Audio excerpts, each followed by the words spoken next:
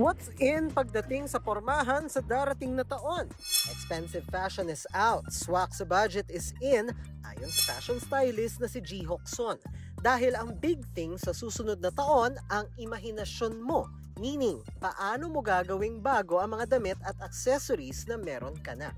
Our generation right now craves identity. The best way to be fashionable is to reuse and repurpose. Start going to the thrift kasi bumabalik ulit yung trend na pleats, brooches. Malaki raw ang emphasis next year sa functionality at individuality. Ibig sabihin, fashion pa rin pero kailangan pwedeng pang backride sa motor ang fit. The general mood for all designers are the unconventional cuts. They crop it or they make it sleeveless pero button down pa din. Yung very unusual to the eye but still wearable to your everyday living.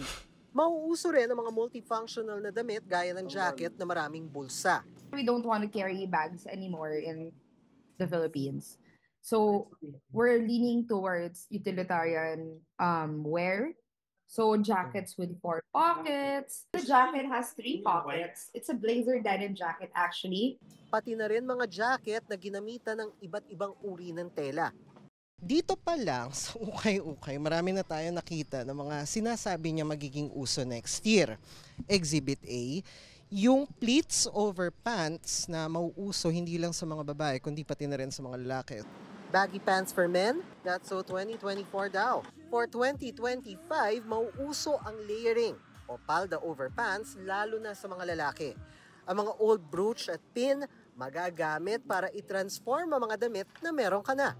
We get to reuse yung mga gamit na nakikita natin sa closet ng grandparents. It's nice kasi it also saves the environment. Yung mga damit po kasi ng mga lolo't lola natin, more on maluluwag po yung damit nila. So, sa generation po ngayon, mas okay kung if-fit siya. Kaya pwedeng i-read ang aparador ng inyong parents at grandparents o mag-ukay-ukay then create your own signature style. Ang pinakamahalaga naman sa lahat, have fun and be you. If you wear it with confidence, you'll eventually wearing the clothes. The clothes is not wearing you.